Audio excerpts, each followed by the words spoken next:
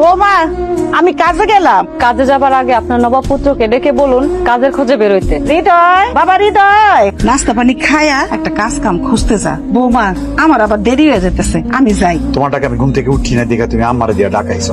ডাকাইছি। এইভাবে মায়ের উপার্জনের কামাই আর কয়দিন বসে বসে খাইবা? আমি আমার মায়ের পোলা, খাই আমার মায়েরটা, তোমার বাপেরটাও খাই না, তোমারটাও খাই না। ভালোবাসে কি আমি পাপ করছি? ভালোবাসা বিয়েই তো করছি, বউয়ের মর্যাদা দিছি। সকাল নাই, সন্ধ্যা নাই, রাত নাই, আমি বইলেও দোষ, শুইলেও দোষ, খাইলেও দোষ। এত খোটা বেড়া হিসেবে আমি কেমন সহ্য করি? বাবা, তুমি আমাকে 2 লক্ষ টাকা ঋণ দিবা, আর সেই টাকা নিয়ে আমি হৃদয়কে ব্যবসা দিয়ে দিব। আমার মেয়ের জামাই যদি চায় তো শুধু 2 লাখ টাকা খেয়ে আমার পুরো সালের আড়ত তার আমি দিয়ে দিব। কি হয়েছে বৌমা? কি আর হবে, বাবা ঋণের টাকা নিতে ওর গায়ে বাঁধছে। ব্যবসা কইরা শোধ করে দিবি, তাতে সমস্যা কি? আমি ব্যবসা করি শ্বশুর বাড়ি থেকে টাকাই না, আর গ্রামের মানুষ আঙ্গুল দিয়ে দেখে আমার কই বই যে দেওয়া হাইটা যায় হৃদয় শ্বশুর বাড়ির টাকা দিয়ে ব্যবসা করে। আরে বন্ধু, তো চাকরি হয়ে গেছে। এই ইন্টারভিউ দিলাম না, শুনলাম না, জানলাম না, চাকরি হয়ে গেছে। কোনো ইন্টারভিউ দিতে হবে না। কি এমন চাকরি আমার ইন্টারভিউ দেন লাগবো না? জমিদার বাড়িতে সকাল বিকাল খালি জমি চাষ করবি, মাসিক বেতন 10,000 টাকা। আমি পড়াশোনা করে একটা মানুষ, এই আমার দেখে কি চাষা মনে হয়?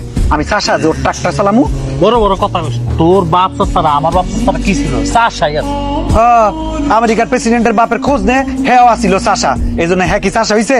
চাষার ঘরে এখন আর চাষা হয় না, ওরা পড়াশোনা করে চাকরি বাকরি ব্যবসা করে। তো জামাই বাবুজি কই ডাক দে, তুমি আমার একমাত্র মাইয়ের জামাই, আমার তো কোনো ছেলে নাই, তুমি আমার ছেলে। এই পরিবারের সবার ভালো মন্দ দেখার দায়িত্ব কিন্তু আমার। আব্বা বেয়াদবি মাফ করবেন, আসলে এই পরিবারের দায়িত্ব আপনার না, এই পরিবারের দায়িত্ব আমার। আসলে আমি জানি তুমি আমার সাহায্য সহযোগিতা কোনো কিছু চাও না, সেটা তুমি নাই চাইতে পারো। আমি আমার মাইয়ের মুখের দিকে তাকায় তোমার ব্যবসা করার জন্য কিছু টাকা ঋণ দিতে চাই।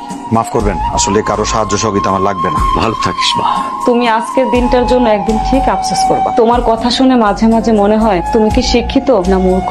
বিয়ার আগে আমি ছিলাম খুব শিক্ষিত মানুষ, তো না আমার মতো ভালো মানুষ আর দুনিয়াতে নাই। আর এখন তোমার মনে হইতেছে আমি অশিক্ষিত, আমি মূর্খ। বিয়ার আগে মনে হয় নাই? আমার একটা কাজ করে দিতে হইব, কথাটা কিন্তু কাউরে বলা যাইব না। কারো কম না, আপনি নিশ্চিন্তে থাকেন। আমার এই আংটিটা বানিয়া চাচার কাছে রাইখা কিছু টাকা নেবেন, আর তারপর আমাদের বাড়ির জন্য বাজার নিয়ে আসবেন। আরেকটা কথা, আমার শাশুড়ি পাঙ্কাশ মাছ, ছোট মাছ খুব পছন্দ করে, একটু মনে করে আনবেন ভাই। বাজারটা নিয়ে আপনি রান্নাঘরে যান, আমি আসতেছি।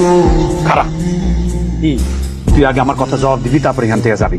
তুই বল, এই টাকা তুই কই পাইছস? কই পাইছস বল। ফরিদ ভাই কিছু বলবে না, আমি বলছি তাকে যেতে দাও। ও অবশ্যই বলবে, আমার প্রশ্নের জবাব না দিয়া ওইখান থেকে এক কদমও যাবে না। বল। আমি তো বললাম তাকে যেতে দাও। ভাইয়া আপনি যান।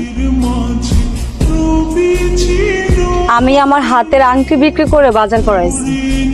তুমি নিশ্চয়ই ভাবছো আমি আমার বাবার কাছে আমার ঘরের বাজারের জন্য সাহায্য চাইতে গেছি। না, আমি আমার ঘরের খাবারের জন্য আমার বাবার কাছে কখনোই সাহায্য আনতে যাইব না।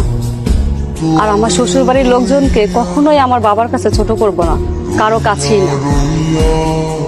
আমি মনে হয় আর বাঁচুম না।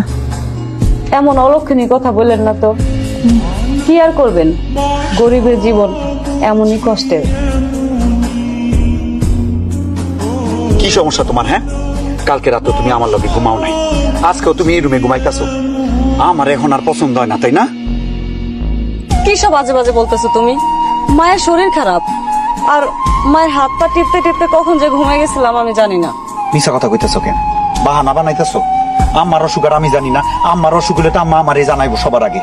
তুমি হয়তো টেনশন করবা, এর জন্য তোমার জানায় নাই। বাহানা বানাইতেছো? আমি বিশ্বাস করি না তোমার কথা, আমি বিশ্বাস করি না। তুমি নাটক করতেছো। এখন বউর কথা বিশ্বাস হয় না?